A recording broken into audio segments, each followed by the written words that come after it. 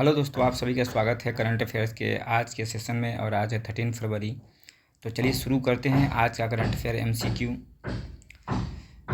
पहला क्वेश्चन है, तारिक रहमान किस राजनीतिक दल के नेता हैं? तो दोस्तों ये BNP जो पॉलिटिकल पार्टी है बांग्लादेश की, इसके नेता हैं तारिक अनवर। और बांग्लादेश में अभी चुनाव के लिए मतदान हुआ है और उसमें इनकी पार्टी सबसे आगे की सबसे अधिक सीटों से चुनाव जीत रही है, ऐसे संभावना जताया जा रहा है। तो हो सकता है कि अगला PM यही बने, तारिक अनवर। बांग्लादेश के चुनाव में दोस्तों जो अवामी लीग के शेख हसीना हैं, उनको वहाँ बांग्लादेश में एक आंदोलन हुआ जिससे वहाँ से उनको निवासित करके इंडिया भेज दिया गया। उनकी पार्टी अवामी लीग चुनाव में जो है भाग नहीं ले पा रही है, उस पर प्रतिबंध है, जिसके कारण से बांग्लादेश में 300 जो सीटें हैं उसके लिए चुनाव हुआ और किसी भी पार्टी को 151 सीट चाहिए, साधारण बहुमत, जिससे वह सरकार बना सके। नेक्स्ट है, मानव क्षमता पहल ह्यूमन कैपेबिलिटी इनिशिएटिव सम्मेलन 2026 किस देश को सम्मानित देश के रूप में नामित किया गया है?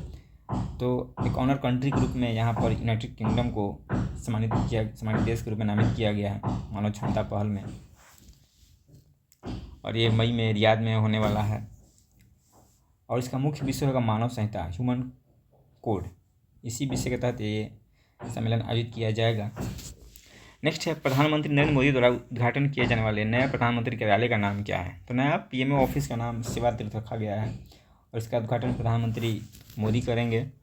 साथ ही साथ जो हमारा केंद्रीय सचिवालय भवन है उसमें कर्तव्य भवन 1 और कर्तव्य भवन 2 का उद्घाटन भी PM के द्वारा किया जाएगा। नेक्स्ट है, गोवा को अपना पहला जैव विविधता और सांस्कृतिक विशेषताओं का मानचित्र किस संगठन द्वारा विकसित किया गया है? तो गोवा के लिए अपना उसका पहला जो जैव विविधता, बायोडाइवर्सिटी और सांस्कृतिक विशेषताओं वाला मानचित्र है वो तैयार किया गया है विश्व वन्य जीव कोष WWF इंडिया के तहत उसे तैयार किया गया है इसका मानचित्र। नेक्स्ट है, चांग क्रैडल मानवीय पुरस्कार 2026 के लिए किन 2 वरिष्ठ नेत्र रोग विशेषज्ञों का चयन किया गया है? तो दोस्तों चांग क्रैडल मानवीय पुरस्कार 2026 के लिए डॉक्टर हरिप्रिया और डॉक्टर R वेंकटेश, इन दोनों का चयन किया गया है। मुख्य रूप से पुडुचेरी के 2 वरिष्ठ नेत्र रोग विशेषज्ञ हैं। ये मोतियाबिंद से होने वाली अंधता और दृष्टिहीनता से लड़ने के लिए उनके उत्कृष्ट योगदान के लिए ये पुरस्कार चांग क्रैडल मानवीय पुरस्कार 2026 के लिए चुना गया है। नेक्स्ट है, उष्णकटिबंधीय चक्रवात गेजानी ने किस देश में व्यापक तबाही मचाई है? तो दोस्तों ये उष्णकटिबंधीय चक्रवात जो है मेडागास्कर में आया हुआ है, यही है मेडागास्कर। अफ्रीका का ये एक विश्व का दूसरा सबसे बड़ा आइसलैंड है और ये मोजाम्बिक चैनल द्वारा अलग किया जाता है अफ्रीका से, और यहीं पे आया है ये उष्णकटिबंधीय चक्रवात और इसका नाम गेजानी है।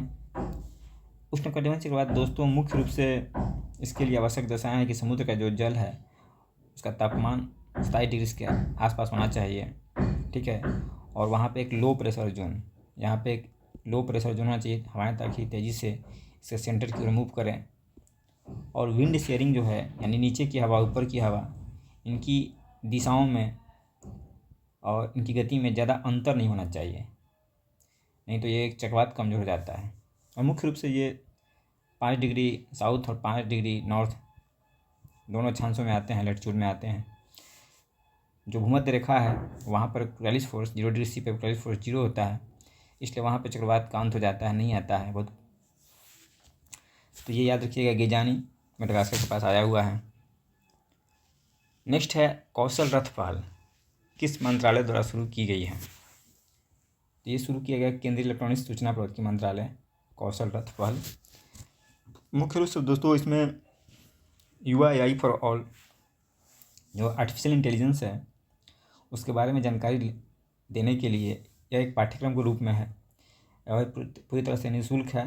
4.5 घंटे का ये पाठ्यक्रम होगा और इसे इस तरह से डिज़ाइन किया गया है कि प्रत्येक भारतीय इसे सुलभ और समझने योग्य आसानी से समझ सकें। तो इसके लिए डिज़ाइन किया गया है केंद्रीय इलेक्ट्रॉनिक्स सूचना प्रौद्योगिकी मंत्रालय के द्वारा। नेक्स्ट है दोस्तों, राष्ट्रीय औषधीय पादप बोर्ड की स्थापना किस वर्ष हुई थी? इसकी स्थापना हुई है 2000 में और ये अपने फाउंडेशन डे का 25वां वर्ष मना रहा है, इसलिए चर्चा में आया हुआ है। तो इसका मुख्यालय नई दिल्ली है, राष्ट्रीय औषधीय पादप बोर्ड का, और एक केंद्रीय आयुष मंत्रालय के तहत काम करता है।